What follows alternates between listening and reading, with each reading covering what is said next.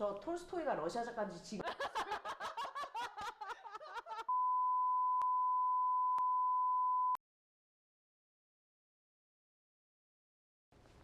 만나서 반갑습니다. 안녕하세요, 쌤입니다. 안녕하세요, 로빈입니다. 오늘 저희가 선정한 책은 니콜라이 고골의 단편집 중에서 코입니다.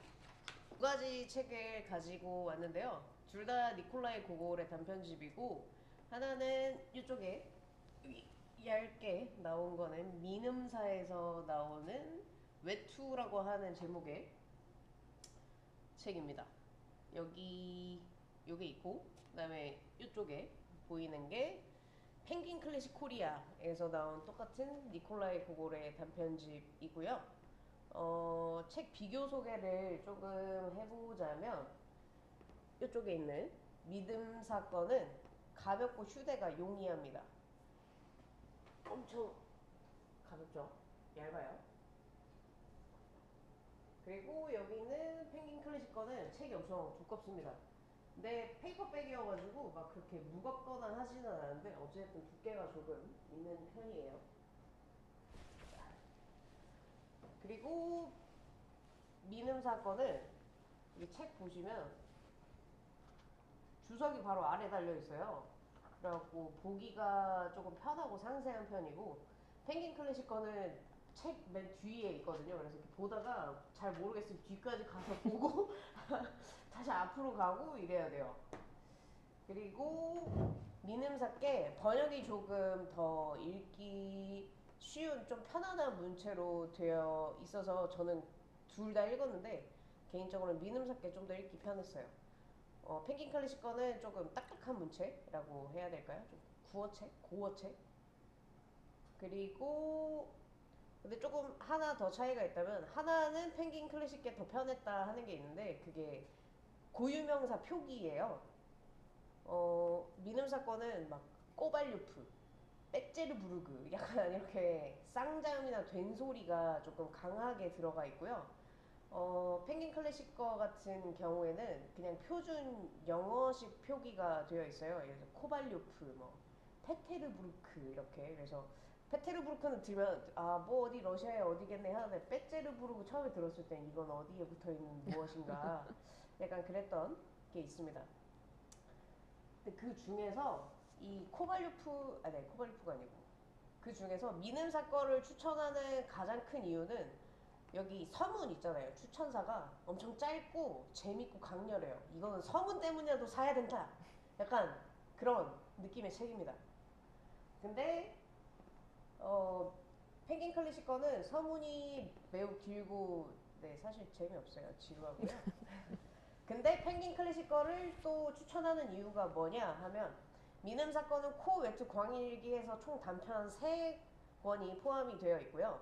펭귄 클래식 거는 코 외투 광일기 3편의 단편이랑 감찰관이라고 하는 니콜라이 고골이 직접 쓴 극본이 한 편이 포함이 되어 있습니다. 그래서 이거는 뭐 취향이죠. 둘 다 구매하시면 가장 좋겠지만, 한 권만 구매하신다 하시면은 이제 뭐 가볍고 용이하고 재밌는 걸 읽느냐, 아니면 이제 조금 더 많은 내용이 포함이 되어 있고 뭐 그런 걸 고르시느냐 하는 차이가 있을 것 같습니다. 그리고 저희가 이거를 읽으면서 쌤이 찾아가지고 온 건데, 현암사의 로자의 러시아 문학 강의 19세기 푸슈킨에서 체후프까지라고 하는 책이 있어요. 이 로자라고 하는 분이 되게 유명한 분이시더라고요. 뭐 노어 노문학과를 전공을 하셨고, 블로그에도 뭐 글도 쓰시고 강의도 하시고 이러는 걸로 알고 있는데, 하여튼 저는 이제 뭐 쌤은 좀 알고 있었지만 저는 니콜라이 고골에 대해서 처음 들었는데, 잘 이해가 안 됐을 때 이분의 그 니콜라이 고골 부분 강의 수록되어 있는 내용을 보고는 아 정말 글을 단순하고 잘 쓰신다. 그리고 어렵지 않아요. 내용이 어렵지 않아서 저 같은 책을 잘 읽지 않는 사람도 만약에 러시아 문학에 관심이 있다면, 뭐 푸시킨에서 체우프까지고 또 20세기 버전도 있어요. 이게 책이 단계로 이렇게 있어가지고 읽어보시는 거 추천드려요. 특히 러시아 문학에 대해서 관심이 많고 너무 어렵지만 조금 편안하게 이해를 하고 싶다 하시면은 추천드립니다. 자, 다음은 작가 소개인데요. 작가 이름은 니콜라이 고골입니다. 1809년 4월 1일에 출생을 했고요. 우크라이나의 시골 마을에서 태어난 소지주의 아들입니다. 김나지움을 졸업하고 국가의 이익을 위해 헌신하겠다는 열망으로 페테르부르크로 상경한 야심찬 청년이고 황실 극단의 오디션에 빈번히 떨어진 불운한 배우입니다.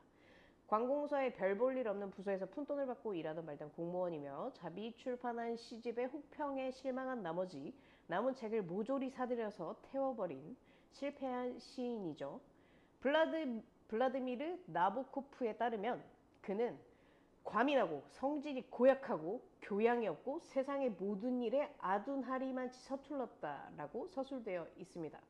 죽은 혼으로 성공의 정점을 맛본 후 이부를 쓰기 위해 노력했지만 끝내 성공하지 못한 채 죽음을 맞이한 불운의 작가이지만 하지만 많은 걸작을 남긴 위대한 작가이다 라고 간단하게 설명을 드릴 수 있겠네요. 자, 줄거리를 간단하게 말씀드릴게요. 큐! 찬찬히 말씀드리도록 하겠습니다. 페테르부르크에 사는 이발사 이반 야코블레비치. 이 사람이 아침에 눈을 딱 떠서 빵을 먹으려고 하는데 그 빵에서 코가 나와요. 네. 그래서 코가 나와서 이 코가 누구 건가 생각을 해보니까 8등관 꼬발료프의 거라고 확신을 하고 무서운 마음에 강다리에 가서 이 코를 던져요. 근데 던지자마자 경찰한테 걸려서 붙잡혀가죠.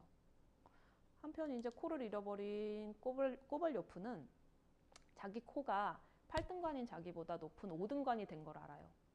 그래서 찾아가서 굽실굽실하면서 제발 제 자리로 돌아와 달라고 부탁을 하고 하는데 단박에 거절을 당하죠.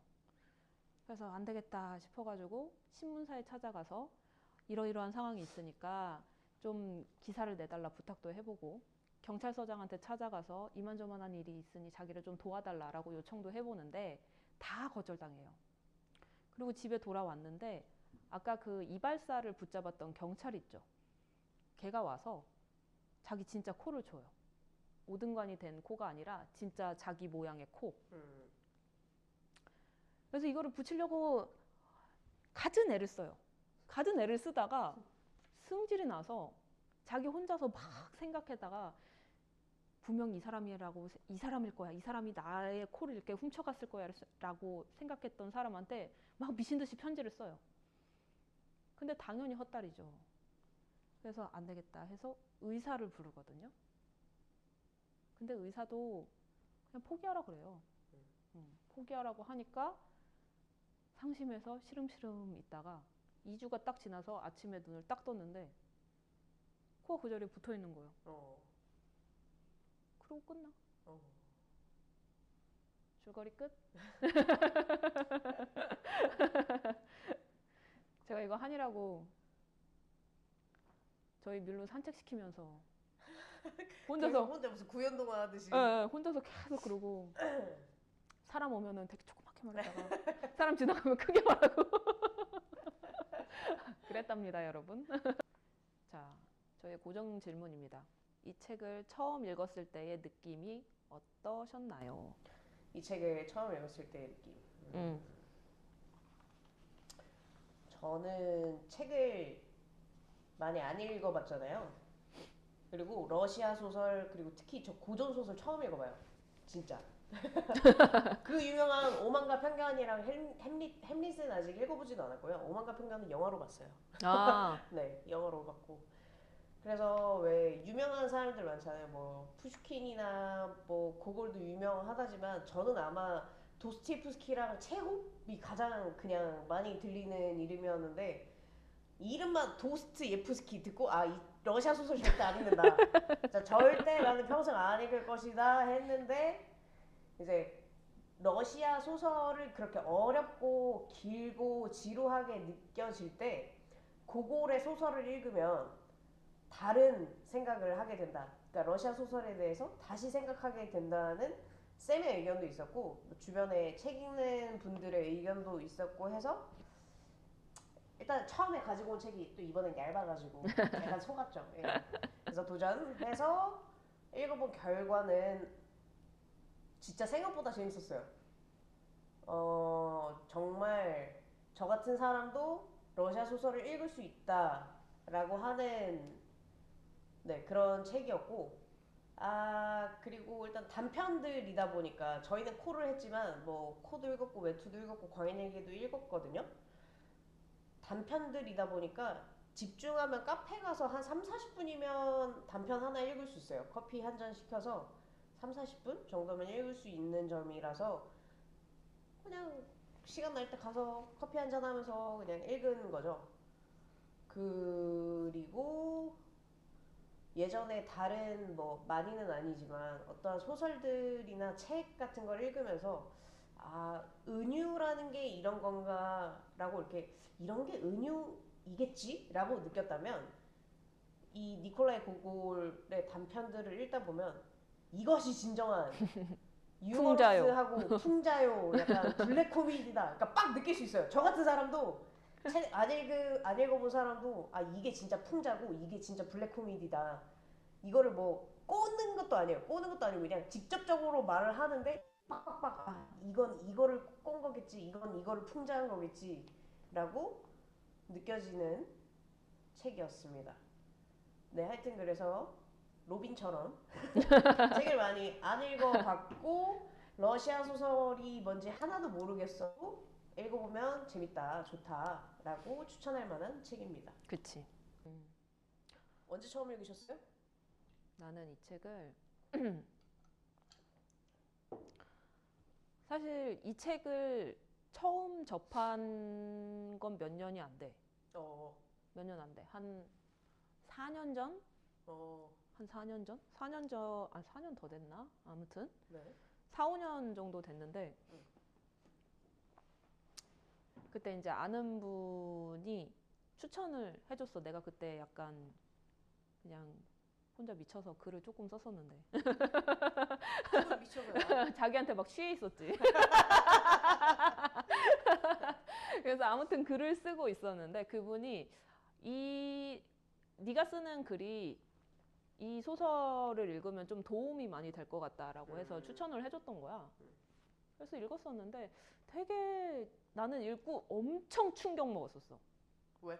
충격? 어떤? 충격 먹었었어. 이렇게 재밌고 주제가 분명하게 글을 쓸 수 있다고? 그리고 이렇게 재밌고 주제가 분명하게 글을 못 쓰면 쓰지 말아야겠다. 그러니까 글 쓰는 도움이 되라고 추천했는데 때려치자. 나 따위는 글 쓰면 안 되겠다. 그치. 때려치자. 이 정도 못 쓸 거면 쓰지 말자. 어. 그래서 약간 그런 감정이 들었었는데 그리고 또 이렇게 글을 쓰고 싶다는 생각도 들기는 했어. 이렇게 쓰고 싶은데 이렇게 못 쓸 것 같은데 그러면 안 쓰는 게 낫지 않나? 라는 생각도 들었었지. 그리고 여타 다뤘던 그런 대부분의 러시아 작가들은 그렇게 어려운 말들이나 어려운 것들을 다룬단 말이지. 근데 고골은 네가 봐도 선명하잖아. 말하고자 하는 게 선명한 그게 와 이게 러시아 작가라고? 그리고 이게 1800년대에 쓰여졌다고? 그러니까 내가 느꼈을 때 와 정말 대단하다, 신선하다 라고 생각한 지점들이었어. 그래서 되게 나는 여러 번 읽었지. 디테일이 기억은 안 나지만. 근데 쌤의 말을 듣고 나니까 그러게 1800년대에 쓰여졌다라고 하는 게 좀 다시 한번 이렇게 귀감이 된다. 이게 엄청난 거구나. 그치. 그럼 이 세 권의 단편 중에서는 코가 가장 마음에 드는 거야? 코가 제일 좋아. 지금도 제일 좋아. 물론 광인일기 같은 경우에는 루신이 나중에 고골의 광인일기를 따와서 본인의 광인일기를 또 썼어요. 근데 두 개를 같이 읽으면 또 다르게 좋아. 같이 읽었을 때. 근데 단독으로 봤을 때는 코가 나는 제일 좋아. 나중에 루신의 강의일기 여러 번 할까요? 제가 저는 사실 코보다는 외투가 더 좋았거든요. 근데 광일기는 읽으면서 너무 힘든 거예요. 진짜 막 그런 거 아시죠? 왜 가끔 코미디 영화나 드라마에 주인공들이 너무 또라이 짓 하면 내가 막 미쳐버릴 것 같은 거 알지? 그냥 내가 막 못 보겠는 거 막. 아, 약간 그 뭐지? 아메리칸 사이코처럼? 뭐 약간 그런 음, 것도 있고. 하여튼 거기 그러니까 뭐라 해야 되지? 영화에 나오는 주인공이 무언가 행동을 하는데 그게 내가 너무 받아들일 수가 없을 때 음, 근데 거리감을 가지고 보면 상관이 없는데 또 이 영화를 앞에서 계속 집중을 하고 보다 보니까 내가 이 사람은 아니고 약간 조금 거리감이 있는데 그 거리감이 너무 멀진 않으니까 이 행동을 내가 못 버티겠는 거야. 근데 광인 음, 얘기가 그랬어. 심지어 이거는 영화가 아니고 글이니까 이걸 그치. 읽으면서 자꾸 내가 이렇게 느껴지잖아. 그리고 이게 너무 1인칭 시점이다 보니까 이게 뭐 3인칭이면 뭐 이랬다 하면 약간 조금 더 거리감이 있을 텐데 1인칭이니까 읽으면서 내가 미쳐가는 것 같은 거야. 그래갖고 와 이거는 정말 감정이입을 너무 잘하는 거 아니야? 그런 것 같기는 해. 나 이렇게 왜 누가 무릎 아프다 그러면 나도 막 아프고 이러잖아. 하여튼 그래서 근데 외투가 저는 제일 재밌었는데 저희가 코로 선정을 한 이유가 외투에는 술이 안 나와요. 그치. 네. 처음 읽었을 때는 그랬고 다시 읽었잖아. 이번에 음, 음. 이걸 하기 위해서도 그렇고 그리고 내가 듣기로는 쌤 이거 엄청 많이 읽었다고. 좀 여러 번 읽었어. 그냥 여러 번 읽었는데 좋아서 읽은 거라서 응, 막 이렇게 집중해서 읽진 않았고 응. 그냥 저는 계절마다 조금 다시 읽는 책들이 있거든요. 계절마다 좀 다시 읽고 싶은 책들? 뭐 그 중에 그런 하나가 이거야? 그 중에 하나 약간 좀 얘는 추워서 글들이 추워서 네. 여름에 예, 여름에 좀 시원함을 느끼고 예, 싶어서. 예, 여름에 그건 되게 괜찮다. 특히 외투 같은 경우는 배경이 그 러시아의 북풍이 불어오는 엄청난 추운 겨울인데 제목이 외투잖아요. 정말 추워요. 한사코 춥습니다. 그치. 여름에 한번 읽어보시면 정말 쌤의 말대로 좋으실 것 같아요. 약간은 몸이 서늘해지는 느낌을 그치. 느끼실 수 겨울에 있을 것 같네요. 빵꾸난 코트를 입고 다니는 느낌? 그치? 한겨울에 진짜 빵꾸가 그 하나가 아니라 되게 여러 개 난 그 코트를 입고 다니는 느낌? 그치? 근데 아무튼 그렇게 집중해서 읽은 건 아니지만 좀 여러 번 계절마다 읽거든요. 근데 그때마다 처음에는 그냥 막 너무 좋아서 그냥 계속 막 너무 좋다 너무 좋다 하면서 읽었는데 두 번, 세 번 이렇게 읽으니까 확실히 여기 담겨져 있는 그런 것들이 좋더라고요. 꼬발료프의 착장이라든지 음, 아니면 뭐 성당에 가서 기도를 하는 사람들이 전부 서민 그것도 못 사는 사람들이라든지 아니면 관직에 있는 사람들의 그런 행동이나 또 주변의 반응이나 음, 이런 거라든지 그런 것들이 약간 고골이 러시아의 그 현 시대를 어떻게 보고 있는가 그런 것들이 보이니까 좀 좋았지. 음. 사실 나는 고골은 약간 편애해서 편애한다고? 어 어, 편애를 해서 이렇게 써도 좋고 저렇게 써도 좋아. 눈에서 하트가 나오셨어요. 책 얘기하시다가 눈에서 하트가 나오실 것 같네요. 아니 근데 아까 전에 얘기했듯이 우리가 작가를 찾아보니까 되게 찌질한 부분이 많잖아. 응. 막 배우도 떨어지고 관직도 하다 말고 뭐 강의도 하다가 막 지 혼자 막 강의한 거 준비한 거 혼자서 막 읽다가 킥킥대면서 민망하니까 나가고 약간 좀 그런 찌질한 면들이 많음에도 불구하고 그냥 그의 글은 내가 뭘 해도 그냥 언제 읽어도 좋고 음, 진짜 약간 편애야 이거는 음. 진짜 편애라고밖에 표현할 수 없는 부분이 있어. 저는 그래서 고고리도 위대하다고 생각을 하는 게 그 나보코프도 꽤나 유명한 작가인데 그러니까 제 책 제목이 니콜라이 고골이에요.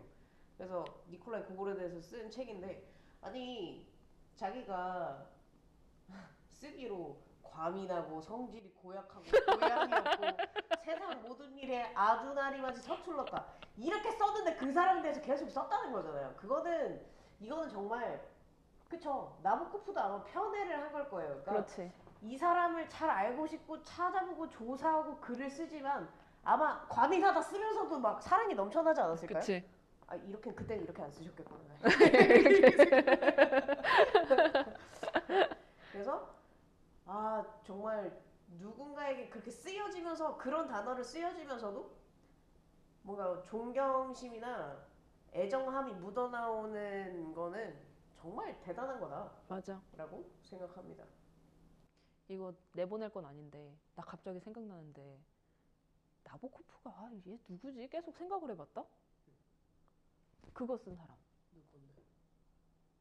그 여자 애한테 빠진 롤리타? 롤리타. 그 나보코프 쓴 거야? 나보코프. 맞아. 나보코프였어. 나보코프였어. 맞아. 나 계속 생각하고 이 사람 누구지? 소설가인데. 여러분 나보코프가 롤리타 썼대요. 저 그것도 오늘 처음 알았잖아요.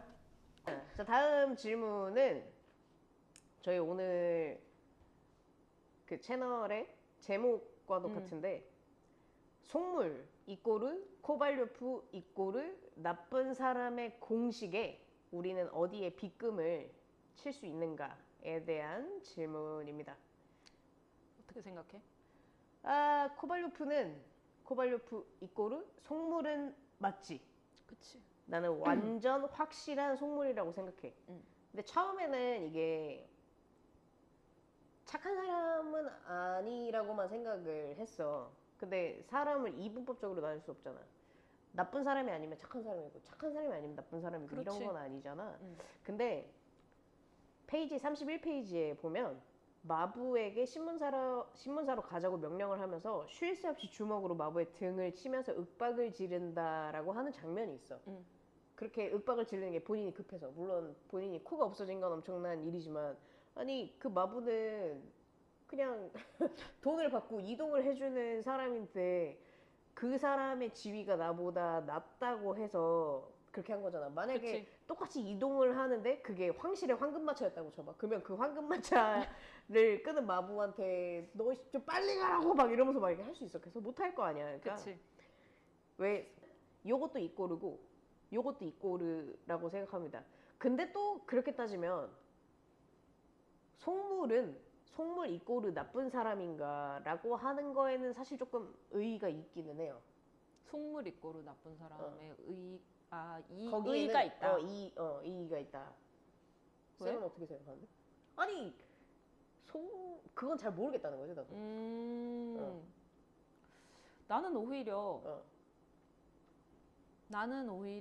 그러니까 일단은 먼저 얘기해 보면 코발료프가 속물인 거는 나도 전혀 이견이 없어. 이견이 똑같아. 오케이. 근데 속물과 나쁜 사람에는 관계가 많다고 생각하거든. 관계가. 일단 속물이 되려면 나쁜 사람이 돼야지만 속물이 될 수 있는 확률이 높아. 그건 맞지. 확률이 높아져. 그래서 나는 여기에는 사실 일단 속물, 꼬발료프, 나쁜 사람 했을 때 나쁜 사람과 속물에는 오히려 이꼴 표시를 등호를 내가 넣을 수 있다고 생각을 하거든. 속물과 나쁜 사람. 근데 문제는 네가 생각했던 것처럼 꼬발료프와 나쁜 사람이야. 꼬발료프와 나쁜 사람에 그렇다고 해서 빗금을 칠 수 있냐? 또 이것도 아니야. 왜냐면 나도 똑같아. 얘가 가지고 있는 속성은 강약약강의 속성이 되게 강하거든. 오등간인 코를 대할 때와 네가 얘기했던 마부를 대할 때의 태도는 확연히 달라. 아주 확연히. 그리고 뭐 자기보다 낮은 하인 대할 때, 길거리에 있는 누군가를 대할 때, 이 사람은 정말 그런 태도들이 너무너무 다른데 이것이 나는 나쁜 사람이 될 수 있는 확률을 높여준다고 생각해. 이 강약약강의 태도가. 이 태도가 그래서 나는 그렇다고 해서 이 사람이 지금 뭐 뭐 이거 등 때린 거 말고는 크게 나쁜 짓을 저지르지 않아서 아예 그냥 등호를 매기기는 조금 어렵고 그렇다고 빗금을 치긴 좀 그렇고 해서 그 수학 등호 중에 문과 저 문과 나왔어요. 수학 등호 중에 그 비슷하다? 그 뭐지? 근사값을 나타내는 등호가 있거든요, 여러분. 위 아래 점 찍은 거. 이렇게 등호에 이렇게 점 찍은 거. 위 아래 점 찍은 게 있는데 이 사람이 그 정도는 될 수 있지 않을까? 좀 비슷한 그 나쁜 사람에는 좀 비슷한 그 근사치는 같지 않을까? 라는 생각 하나와 그리고 나쁜 사람이 될 수 있는 그런 수치가 높다? 수치가 높다. 그러니까 그렇게 될 수 있는 확률이 높다. 그러니까 어쨌든 지금은 뭐 코가 없어졌다가 돌아왔지만 이제 더 극한의 상황으로 몰아갔을 때, 몰아갔을 때 그는 충분히 나쁜 사람이 될 수 있다. 그렇지. 자, 세 번째 질문입니다. 코발료프는 훈장에 다는 리본을 왜 샀는가? 가로치고 허세에 관하여인데요. 아니, 처음에 쌤이 저한테 그 문장 있잖아. 그 코발료프가 훈장에 다는 리본을 샀다는 거에 대해서 어떻게 생각해? 그러는 거예요. 근데 그 소설에 보면 코발료프는 아직 훈장을 받지 않았어요. 훈장을 받지 않았는데 훈장을 달 때 옆에 다는 리본을 사는 거에 대해 그 장면이 나오거든요. 코를 찾은 후에 나오는데 그 얘기를 듣고 나서 저는 아니 그냥 나중에 훈장을 받으면 같이 달려고 뭐 언젠가는 받게 될 거라는 믿음 같은 게 있는 거 아닐까라고 했는데 쌤이 정말 반전으로 저한테 본인의 생각을 얘기를 해줬거든요. 이거는 저의 생각이에요. 사실 저의 생각인데 저는 코발료프가 저도 옛날에 허세가 있었기 때문에 이 사람이 어떤 허세인지 되게 공감이 됐거든요. 이 사람이 이거를 왜 샀느냐. 이것을 샀을 때 거기에 있는 모든 사람들이 자기가 훈장을 받았다고 생각을 하게 하려고 산 거야. 받았다고? 나는 안 받았는데 이거를 삼으로 인해서 오, 저 사람 훈장, 오. 상 받는 사람, 오. 이렇게 생각을 하게 하려고 산 거지. 저는 이 생각이 진짜 엄청나다고 생각했거든요. 근데 쌤이 엄청 간단하게 설명을 해주는 거예요. 요즘 차를 사는 사람들이 승차감보다 하차감이 그렇지. 중요하대요. 그래서 하차감은 뭐야? 그랬는데 승차감이라는 거는 우리가 차를 탔을 때 편안하고 운전을 했을 때 편안하고 이런 거잖아요. 근데 하차감은 내가 차 안에서는 무슨 일이 있는지 중요하잖아. 차에서 딱 내리고 문을 딱 닫았을 때 주변 사람들이 나를 바라보는 시선? 오, 이런 거라는 거예요. 그래서 그냥 아니 알겠기는 한데 페라리 안에 아무것도 없고 깡통이고 달릴 때마다 허리가 끊어질 것 같은데 내렸을 때 너무 행복한 거지. 모두가 나를 바라봤을 때의 그 눈빛. 그래서 나는 명품을 사는 게 같은 거라고 생각해. 이 명품을 샀을 때 이 명품의 가치와 나의 가치가 동일해지는 거지. 그래서 이 리본을 샀을 때 이 리본이 갖고 있는 그 의미와 나의 가치가 같아지는 거야. 그러니까 나는 나는 없어도. 리본만 샀는데 나는 리본만 없어. 샀는데 어쨌든 그때 있었던 사람들에게 나는 있는 사람이 훈장을 받은 사람인 사람이니까. 거잖아. 내가 월세를 못 내고 가방을 사도 다른 사람이 볼 때는 그냥 나는 내가 명품 가방이 있는 사람인 거야. 내가 월세를 안 내고 내고는 중요하지 않아. 자, 그리고 저희 마지막 질문인데요. 여기에서 코발료프가 8등관인데 자기 코가 5등관이 됐잖아요. 그게 그 5등관이라고 하는 존재가 코발료프한테는 되고 싶지만 뭐 안 되면 어쩔 수 없고 약간 그런 존재거든요. 그래서 저희는 지금 현재 되고 싶지만 뭐 안 돼도 어쩔 수 없는 어떠한 존재가 무엇일까라고 생각을 해보다가 저희한테는 골드 버튼 유튜버 다이아까지 바라지도 않아. 다이아까지는 바라지도 않고요. 네, 그래서 이번 질문은 내 코가 없어져서 골드 버튼 유튜버가 되었다면 어떻게 할 것인가에 대한 질문이거든요. 어떻게 하고 싶어? 저는 그 골드 버튼에 대해서 이렇게 좀 물어봤는데 골드 버튼은 한 달에 이제 몇 천만 원 정도를 번다고 하더라고요. 그래서 아니 나는 그지 깽깽인데 내 코는 갑자기 이렇게 나가더니 자기가 이제 주체적으로 돈을 막 버는데 그게 한 달에 몇 천만 원을 번다고 하면 저라면 당연히 가서 나눠달라고 좀 조금 나눠달라고 너도 나의 일부분이니까 너의 일부분을 나에게 나눠달라고 나에게도 권리가 있다라면서 주장을 좀 해볼 것 같아요. 그렇지 않나? 이렇게 나로 인해 파생이 되었는데 좀 내가 답을 인정을 안 하겠지. 인정을 안 하면. 인정을 안 하면 응. 네가 그가 나의 웃기는 부분이- 소리 하지 마라. 아 뭔 소리냐? 나는 나일 뿐이다. 나는 나의 주체다. 나는 나 개별로 있는 사람이다. 그렇게 제 말이 안 된다고 생각을 한다면 저는 제 말이 된다고 생각이 될 때까지 뚜까 팰 겁니다. 약간 무서운 말 아니야? 그 사람을 때리고 뚜까 팬다. 귀엽잖아. 뭔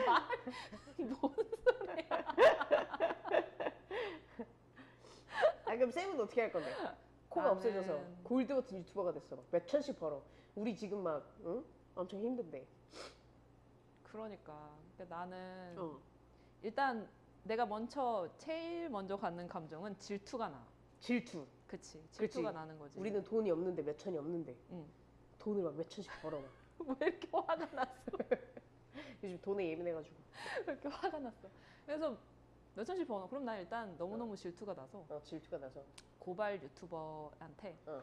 옛날에 내 사진을 가지고 가서 얘가 얜데 나 안 만나준다. 그리고 자꾸 얘가 아니라고. 얘가 내 코다. 얘가 내 콘데 어. 자꾸 그런다. 그러면서 어. 이제 사진하고 이렇게 딱 비교해가지고 이제 똑같은데 막 점이랑 뭐랑 막 찾아가지고 똑같은데 다 찾아가지고 어. 고발 유튜버한테 먼저 고발을 해. 해.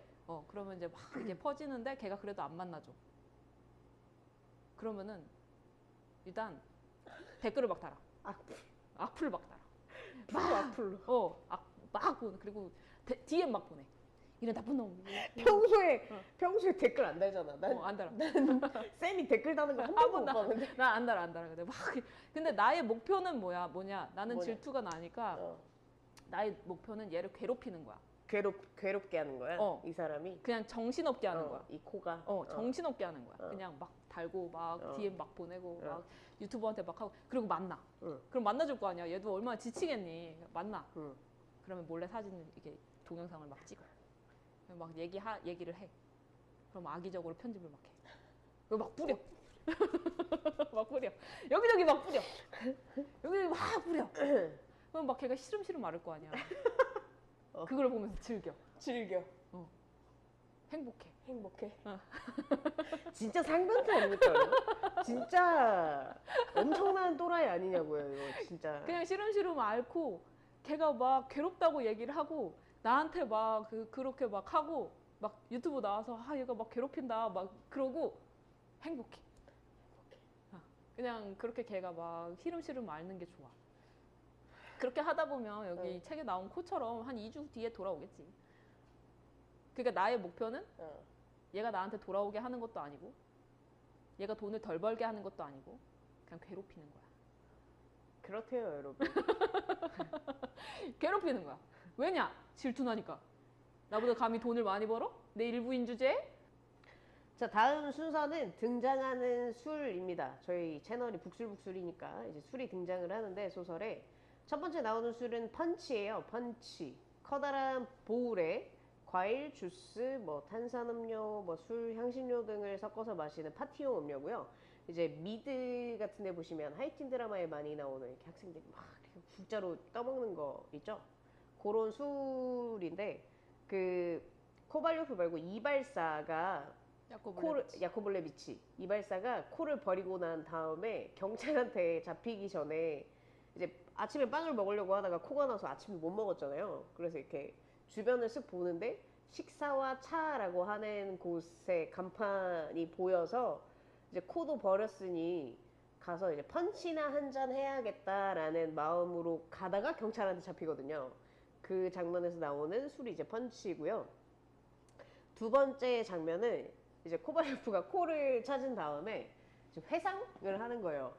그때 내가 그 야코블레비치한테 이발을 받은 다음에 물을 마셨는데 그게 보드카였나? 라고 하는 이제 장면이 있어요. 그래서 그 장면에서 나오는 술이 보드카인데 근데 진짜 어이없지 않나요? 자기가 이발한 다음에 뭘 줬는데 막 마신 거야. 얼마나 술을 많이, 그러니까 보드카를 자주 마시면 내가 그 며칠 전에 마셨던 게 물인지 보드카인지조차 모를 정도로 그치. 많이 마신다는 뜻이겠죠. 하여튼 그 장면에서 나오는 게 보드카이고 보드카에 대해서 간단하게 설명을 해드리자면 삼무가 특징입니다. 무색, 무취, 무미가 특징이고 향과 맛과 색이 없다. 네, 라는 뜻입니다. 보드카는 8세기경 증류기가 발명된 이래로 폴란드와 러시아에서 곡물 발효주를 증류해 마셨다는 설이 이제 있고요. 실제 보드카는 러시아만의 술은 아닙니다. 북유럽과 동유럽을 아우르는 대륙의 술입니다. 그래서 이제 보드카 전쟁이라고 하는 전쟁도 일어났었는데 1차 전쟁은 폴란드랑 러시아가 누가 원조냐 하는 원조 논쟁을 벌였던 전쟁이 있고요. 두 번째는 2차 전쟁은 이때는 실제로 전쟁을 한 건 아니고 이제 무역 전쟁을 통해서 일어난 건데 여기에는 이제 디아시오사에서 만들어진 시락이라고 하는 보드카인데 이 보드카의 원료가 포도예요. 그러니까 포도가 원료가 된 시락 보드카에 의한 무역 전쟁인데 이걸로 이제 보드카 1, 2차 전쟁 이후에 재료에 상관없이 나라 어디가 원조냐에 상관없이 증류가 가능하게 되었습니다. 단지 이제 곡물이 원료가 아닌 경우에는 그 시락에도 써 있거든요. 그레이프 이렇게 써 있는데 원료를 표시를 해야 된다라고 하는 법이 제정이 되었습니다. 그리고 뭐 재밌는 사실 하나는 1843년에 러시아에서 보드카의 도수는 40도로 지정이 되어 있어요. 이거는 뭐 이렇게 했을 때 맛이 어떻다 뭐 이런 거라기보다는 그냥 행정 편의상 세금을 매기기 위해서 그렇게 선언이 된 것이라고 합니다. 그래서 오늘 저희가 다룰 술은 선정한 술은 이제 보드카는 러시아 소설이고 보드카가 러시아 소설이 러시아 소설이고 하다 보니까 러시아에서 나온 보드카인 벨루가라고 하는 보드카를 선정을 했고요. 그걸로 해서 만들 선정 칵테일은 블랙 러시안입니다. 네, 러시아 보드카로 러시아 이름이 들어간 칵테일을 만들게 되었는데 벨루가는 간단하게 설명을 좀 드릴게요. 벨루가를 만든 마린스크 증류소는 100여 년이 넘는 역사를 지닌 증류소로 아직도 현재도 시베리아에 위치해 있다고 합니다. 2009년 벨루가를 출시하기 전에도 질 좋은 보드카를 생산하는 증류소로 유명했고요. 찰갑상어의 한 종류를 본따 만든 브랜드로 브랜드 로고에 찰갑상어가 그려져 있습니다. 조금 이따가 실제로 보여드릴 건데 이게 양각? 양각? 양각이죠? 네, 양각이 되어 있어서 진짜 멋있더라고요.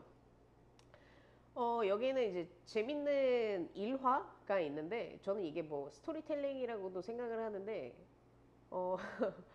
어떤 사람이 그랬대요. 독주는 야만인들이나 먹는 거지. 나는 우아하게 와인만 마셔. 라고 했던 와인 광을 보드카 열성 팬으로 만든 술이라고 합니다. 그래서 엔트리급인 노블 라인이 8만 원에서 10만 원 정도로 러시아산 고급 보드카에 속하고요. 한국에서는 골드라인, 프리미엄급 골드라인이 정말 유명한데 그게 40만 원 정도 한대요. 저희는 찾아만 보고 가격을 딱 본 다음에 노블라인 이렇게 정했는데 근데 노블라인도 맛있어요. 네, 맛있다고 합니다. 그래서 시베리아 청정수에 뭐 싹튼 밀을 사용하고 약초, 향초 등의 추출물이 들어가고 저희가 오늘 사용한 노블라인은 30일의 숙성을 거치고 골드는 90일 숙성까지 거친다고 합니다. 뭐 위스키보다 훨씬 짧은 숙성 기간이지만 보드카를 이 정도까지 숙성을 한다는 건 엄청난 거죠. 그리고 벨루가 자체가 저녁으로 캐비어를 먹는 러시아 상류층을 겨냥한 고급 보드카로 기획된 상품이기 때문에 해산물과 궁합이 매우 좋다고 합니다. 캐비어 먹어봤어? 아니. 너 먹어봤어? 아니. 여러분, 저는 남들이 저를 볼 때 우아하는 것만 사지 그렇게 모두가 삼류층이 있는 곳에서는 안 먹어요. 네, 해산물과의 궁합이 매우 좋다고 합니다. 캐비어, 상어 알이죠? 상어 알. 하여튼 그래서 이제 한마디로 종합을 해보자면 매우 비싸고 매우 맛있다라고 할 수 있습니다. 자, 그러면 오늘의 선적 칵테일 블랙 러시안에 대해서 또 간단하게 설명을 해드리자면 보드카 하면 떠오르는 유명한 칵테일 중 하나죠. 러시아를 대표하는 보드카를 베이스로 사용하고 색이 검정색인 것에서 유래해서 블랙 러시안이라고 합니다. 여기에는 구소련 KGB의 횡포에 저항하겠다는 의미가 담긴 칵테일이고요. 1949년 벨기에인 바텐더 구스타브 톱스가 레시피를 최초로 기재했다고 알려져 있습니다. 우유나 크림을 추가하면 화이트 러시안이 되고 인터넷에는 보통 레시피가 1대2 비율로 많이 되어 있더라고요. 근데 보통 아마 매장에서는 3대1 비율로 많이 만드실 거예요. 저희 가게도 그렇고 여기도 그런가요? 진인선님도? 네. 화이트 러시안은 개인 레시피로 두 가지 버전이 존재를 하는데 하나는 블랙 러시안의 레시피 위에 우유와 생크림을 이렇게 흔들어가지고 폼을 내서 살짝 올려주는 방식, 좀 클래시컬한 방식이죠. 그리고 두 번째는 깔루아 밀크에 보드카를 1온수 추가하는 방법으로 만들어서 먹습니다. 1번은 좀 클래식하고 요 맛도 그러니까 블랙 러시안의 맛도 느낄 수 있고 거기에 약간의 폼이 있는 부드러운 크림의 맛을 느낄 수 있는 맛이고 2번은 그냥 보드카를 넣은 깔루아 밀크 맛이에요. 사실 집에서 먹을 땐 2번으로 먹는 게 맛있습니다. 취하기도 좋고 달달하니 아주 좋아요. 훌떡훌떡 넘어. 네, 오늘은 저번에 제가 쉐이킹을 열심히 했듯이 오늘은 쌤이 열심히 스터를 할 거예요. 그러면 쌤과 같이 블랙 러시안과 화이트 러시안을 만들러 가보시죠.